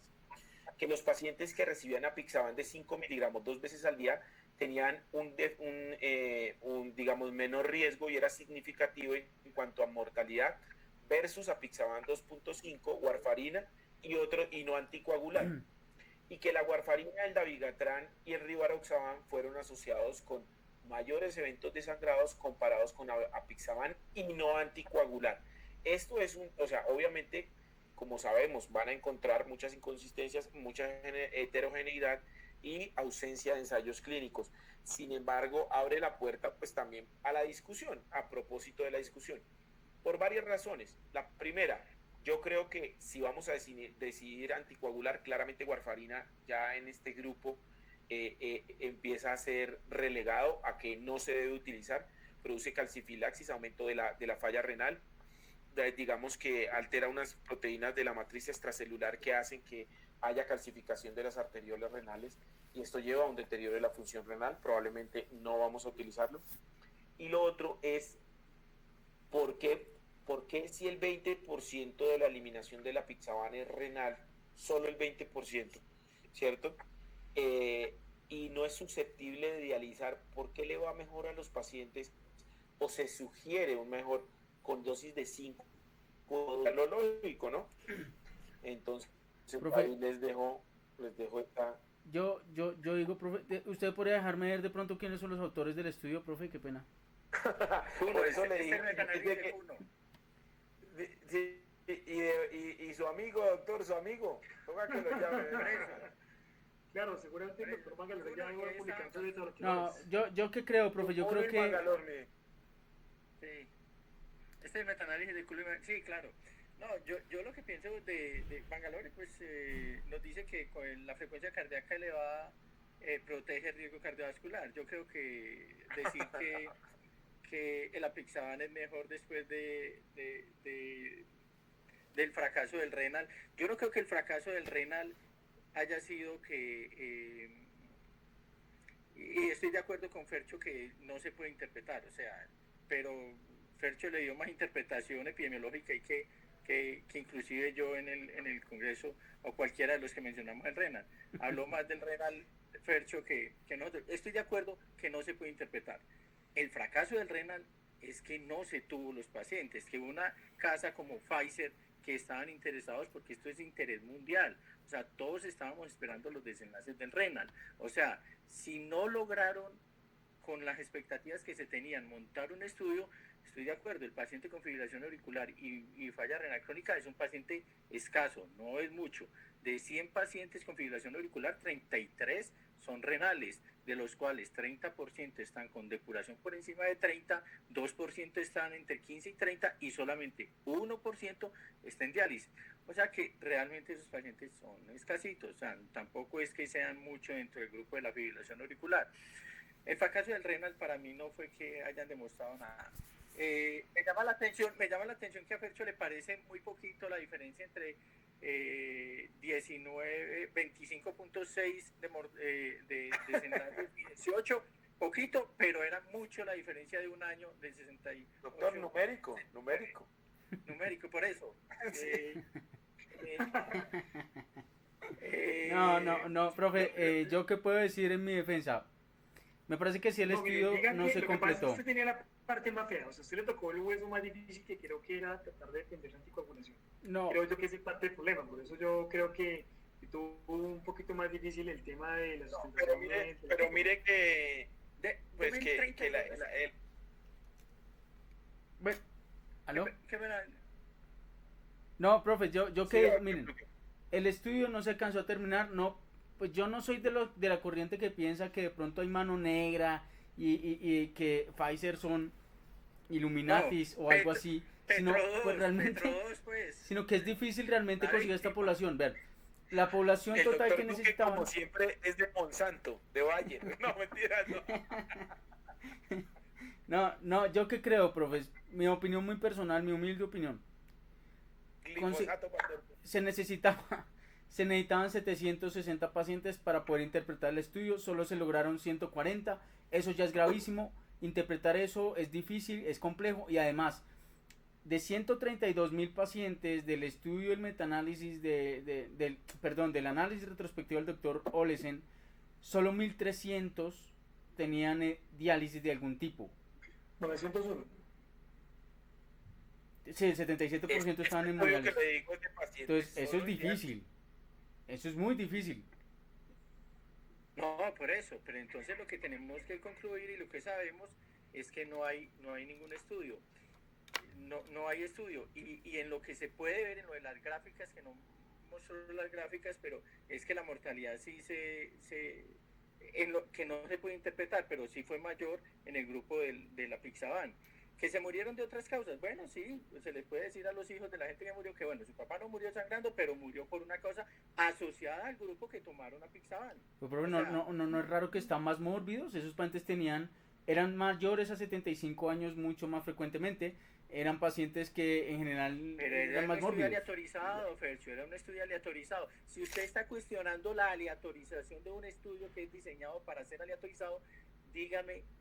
No, pero yo están creo que son estudios retrospectivos. Yo creo que lo que pasa es que es un estudio que no es interpretable. No, claro, estoy de acuerdo. En eso estamos completamente de acuerdo.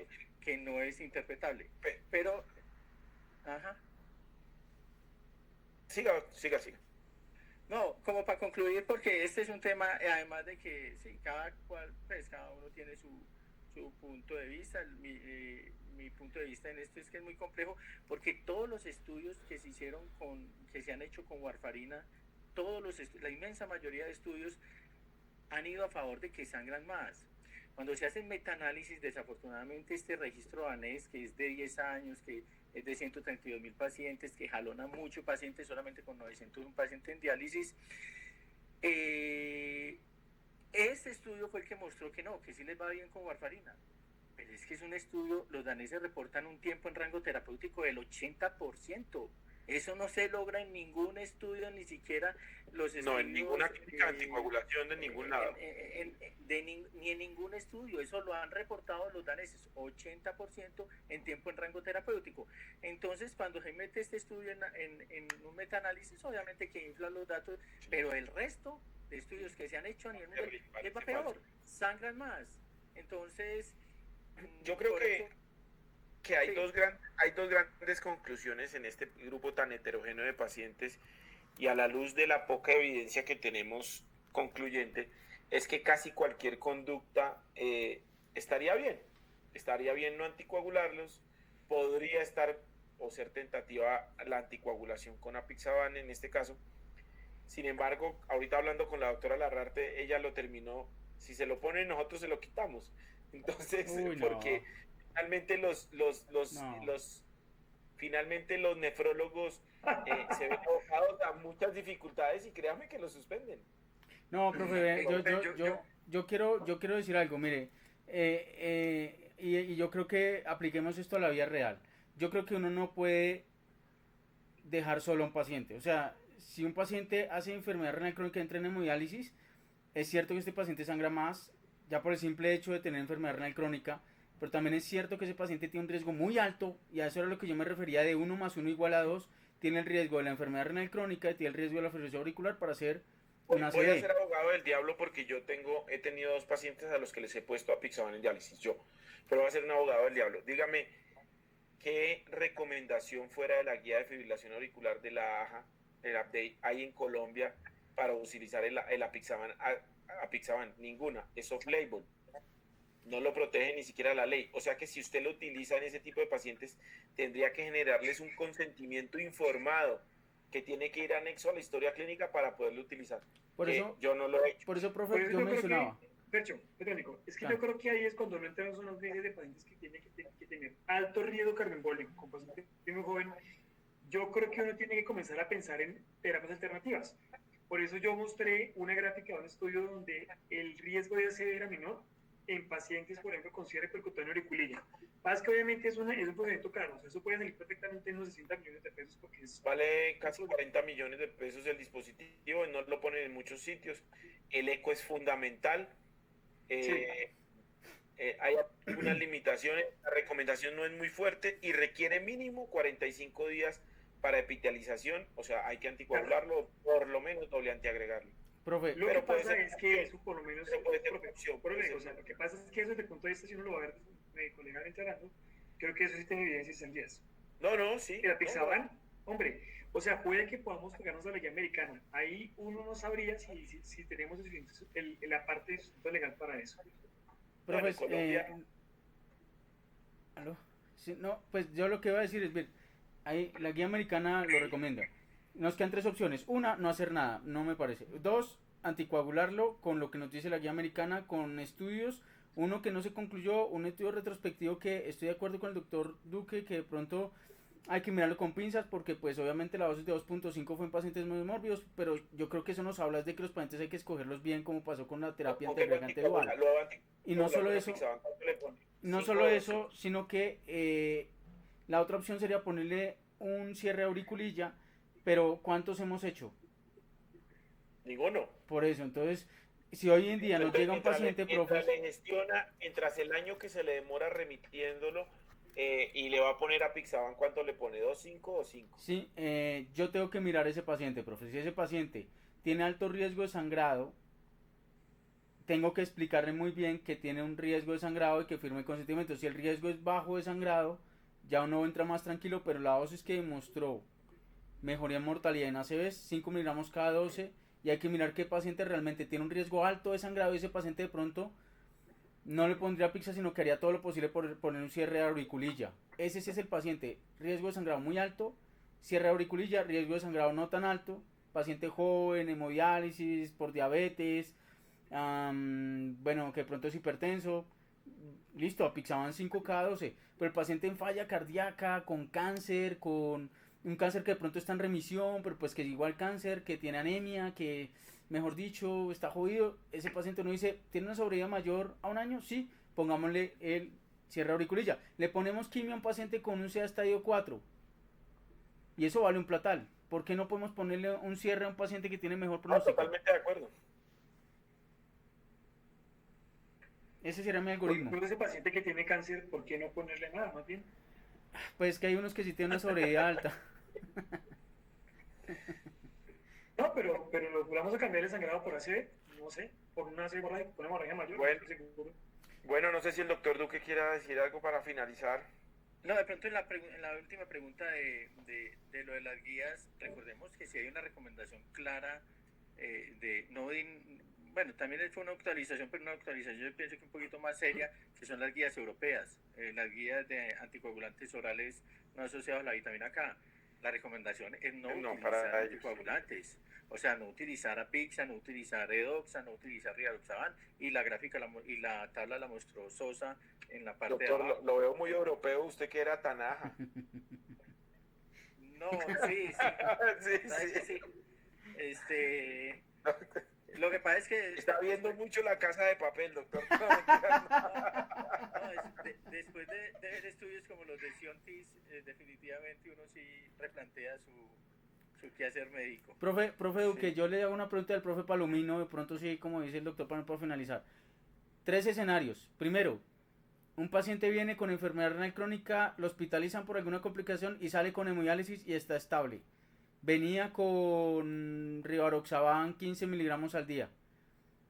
Este paciente está estable y es bajo riesgo de sangrado. ¿Usted qué le dice?